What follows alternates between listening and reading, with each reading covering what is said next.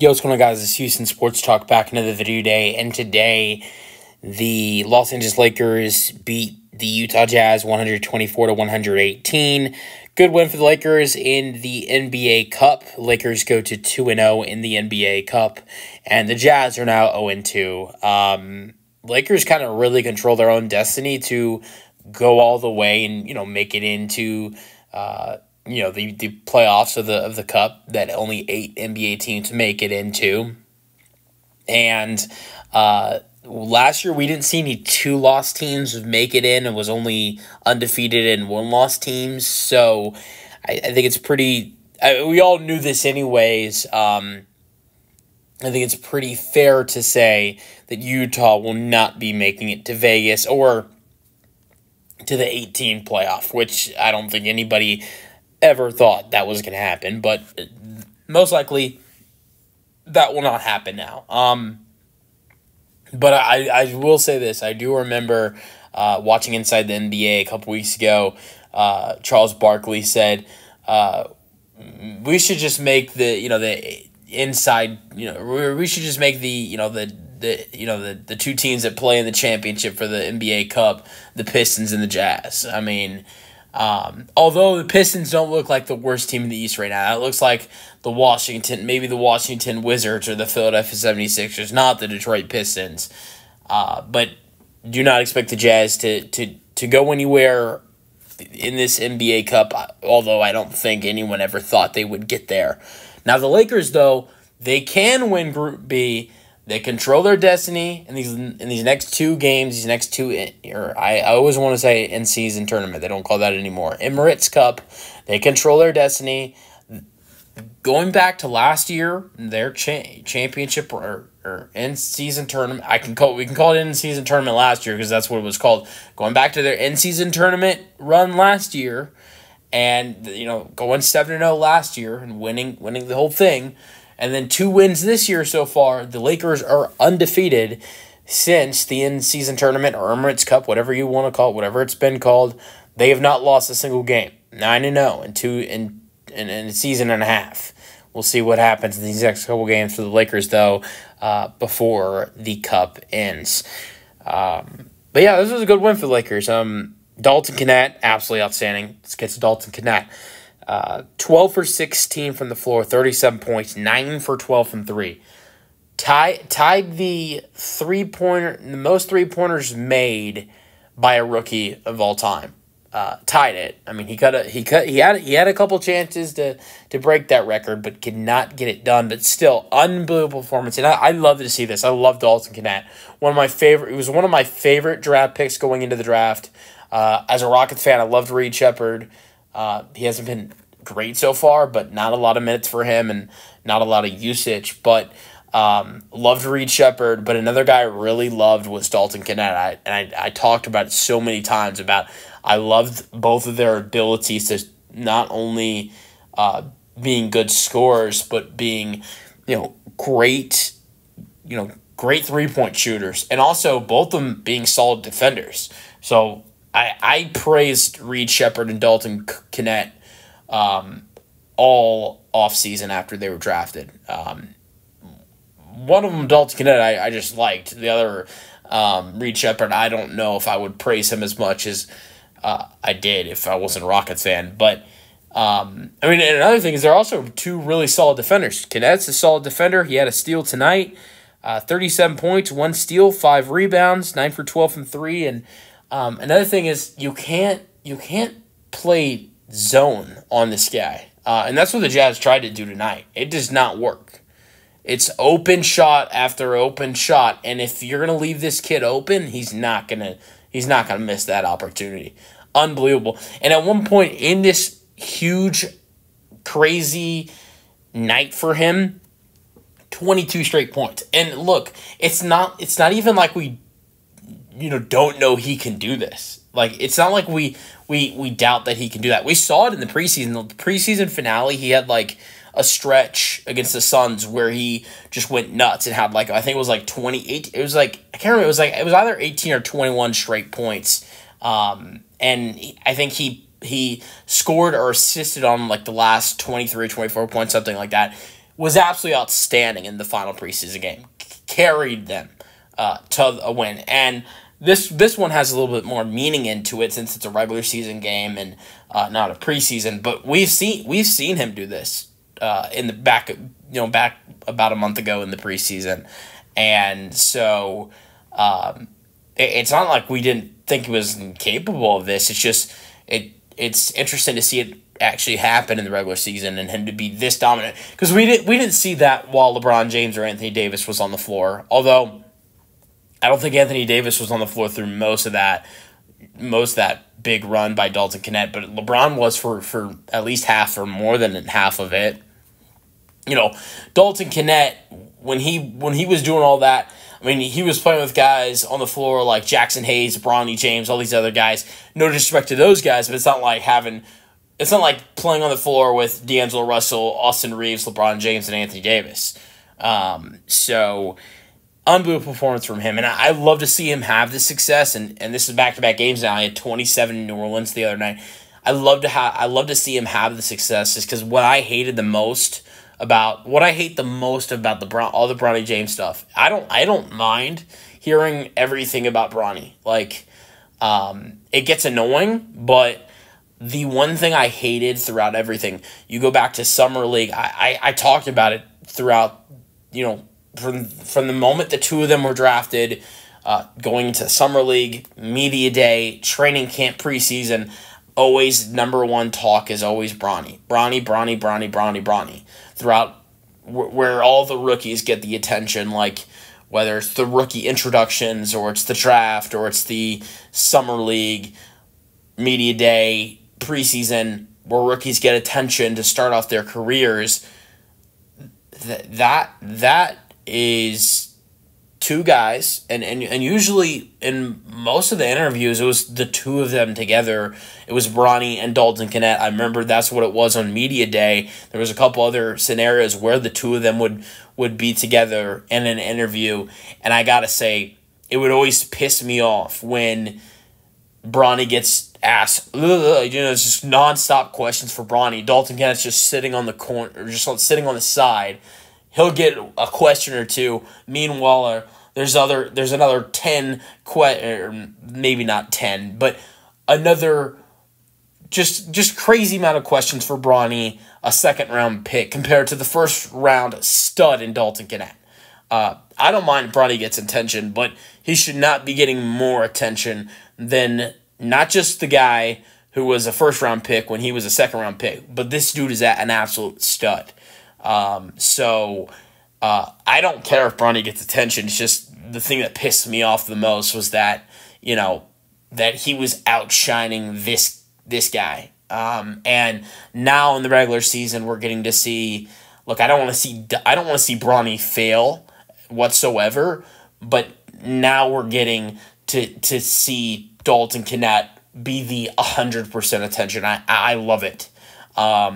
I just, before recording this, I just got done, after watching this basketball game, was watching J.J. Redick's press conference. And I just say this with so much happiness. It made me so happy with J.J. Redick in that press conference. 90% of the questions were about Dalton Knecht. All Dalton Knecht. And, seeing all the press conferences with Bronny and Dalton throughout, Summer League and training camp and all that, Media Day, to see all the questions about Dalton Knecht, I just love to see it. And this kid's going to continue to play great basketball. And I said it when he was drafted because, with his ability to shoot the basketball, when you have guys like LeBron James and Anthony Davis, with how gifted they are at basketball, sometimes, or maybe most times, create a double team.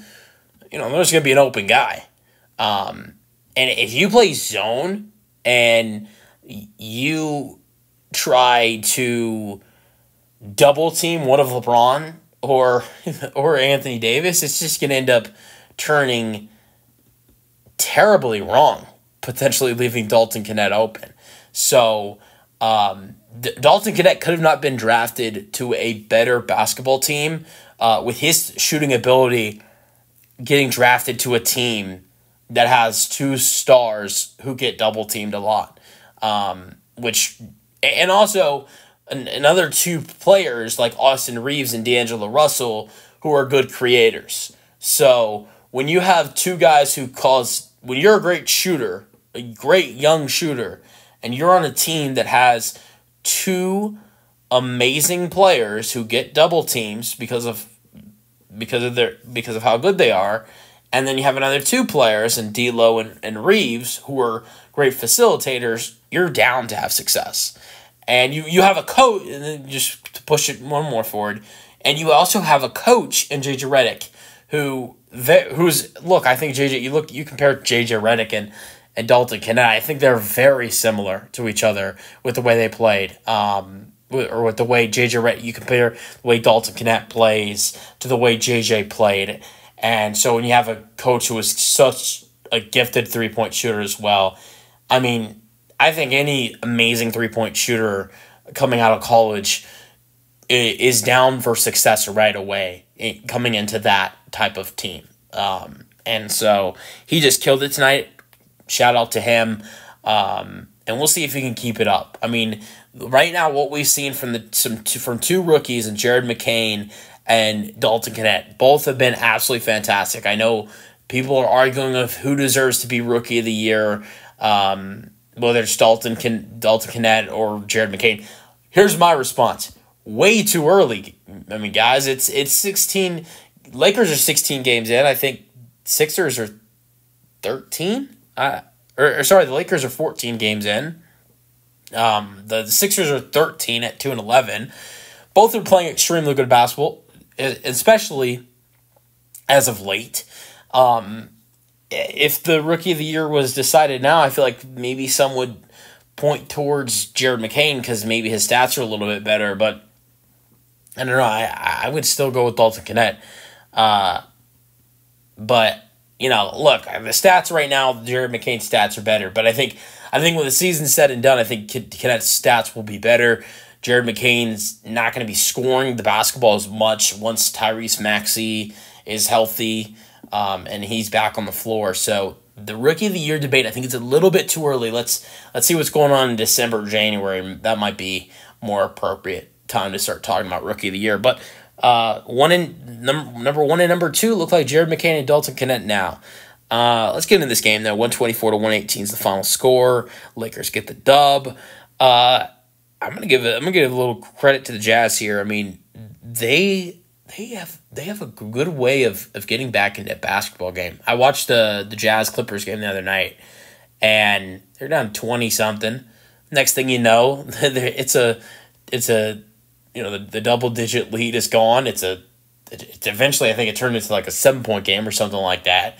They have a good way. Look, their team is overall they are dog crap, but they're 3-11. Their record shows how bad of a basketball team they are.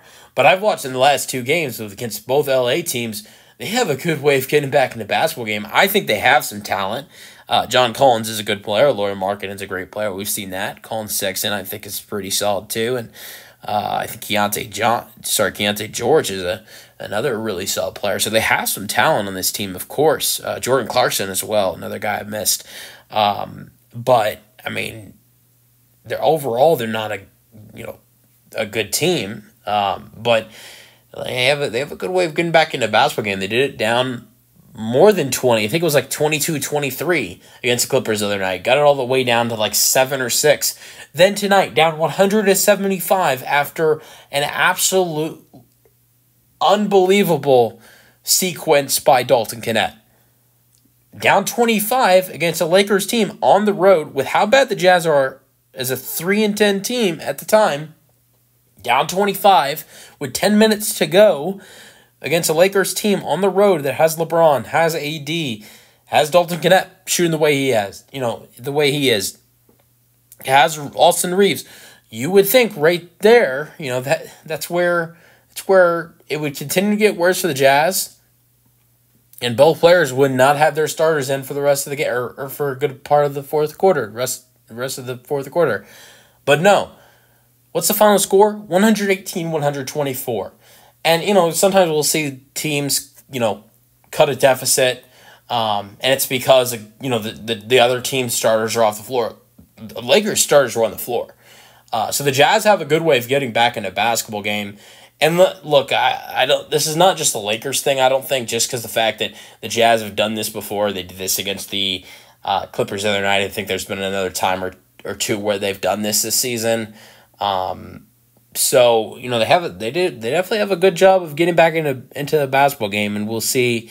We'll see how worse how worse it continues to get for them. I mean, they're 3-11, but I will give them credit in that one area that they can get back in the basketball game pretty quickly, because they did in this one. They did it against the Clippers as well. But yeah. All right, let's go over some stats.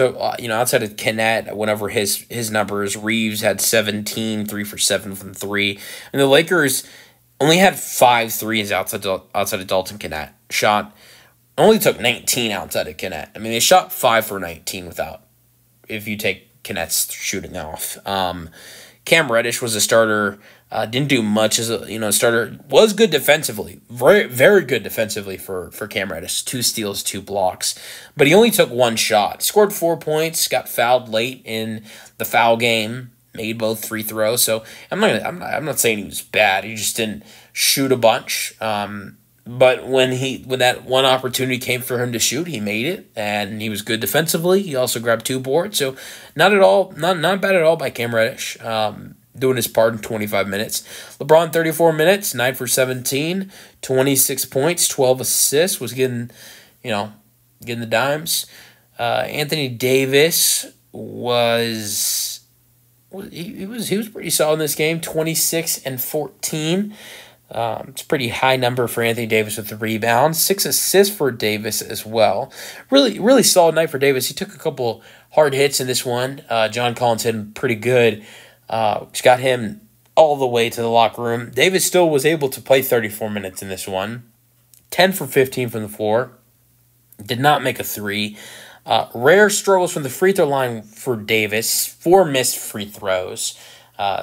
Ended finishing 6 for 10. We're used to it with LeBron. Like, LeBron finished 7 for 11 at the free throw line in this game. We're used to it with LeBron. I think to hear LeBron miss 4 free throws on 11 attempts, it's not surprising. But Anthony Davis to miss 4 on 10 attempts is a lot more surprising than it being LeBron. But, it was a solid night, good rebound night, good assist night for AD. Solid point night, too. And he also had 2 steals, no blocks, though, for AD in this one. Outside of that, off the bench, D'Angelo Russell, I thought, did a solid job. His shooting wasn't good. Shooting was absolute garbage. 2 for 8, 0 for 4. Was pretty perfect at the free throw line, 4 for 4. Had 8 points.